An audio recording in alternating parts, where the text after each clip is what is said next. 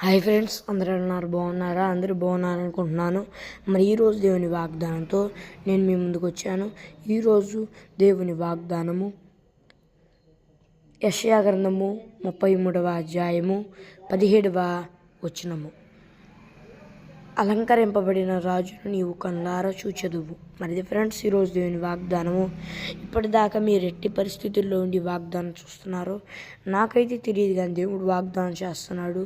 అలంకరింపబడిన రాజును మీరు కళ్ళారా చూచే కృప మీకు మీ కుటుంబములకు దేవుడు అనుగ్రహిస్తానని వాగ్దానం చేస్తున్నాడు.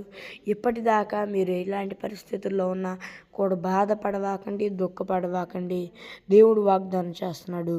అలంకరింపబడిన రాజును నీవు కనులార చూసే కృపనిస్తా. నన్ను నీవు కనులార చూస్తావు. నేను నిన్ను హెచ్చించి అనేకులకు ఆశీర్వాద కారణముగా మారుస్తా. నీవు నన్ను చూసి సంతోషించేలాగున నిన్ను నేను సంతోషభరితురాలిగా చేస్తాను అని వాగ్దానం చేస్తున్నాడు. దేవుడు మిమ్మల్ని హెచ్చించి ఆశీర్వదించి అలంకరింపబడిన రాజు అయిన ఆయనను కనులార చూచి కృప అనుగ్రహిస్తానని వాగ్దానం చేస్తున్నాడు. మరి ఫ్రెండ్స్, ఈరోజు దేవుని వాగ్దానము. మరి చిన్న ప్రార్థన చేసుకుందాం. పరలోకమందున దేవా, నీ వాగ్దానం ద్వారా సూటిగా స్పష్టంగా నీ బిడ్డలమైన మాతో మాట్లాడి ఉన్నందుకు వేలాది కోట్ల స్తుతులు స్తోత్రాలు చెల్లిస్తున్నాం.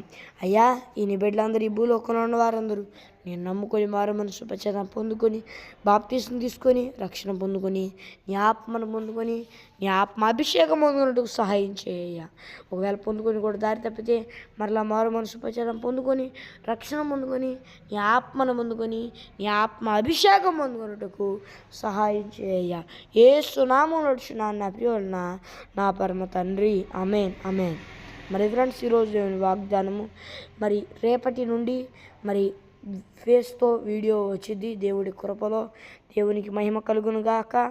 మరి మీ ప్రార్థన అవసరాల కొరకు వీడియో చివరిలో కనిపించే నెంబర్కి కాల్ చేయండి. మరి ఒక దేవుని వాగ్దానంతో మళ్ళీ కలుద్దాం. అంతవరకు దేవుని కృపాశీస్సులు మనందరికీ తోడై నడిపించి కాపాడి సంరక్షించి నిత్య మహిమలో చేర్చునుగాక. ఆమేన్. Praise the lord.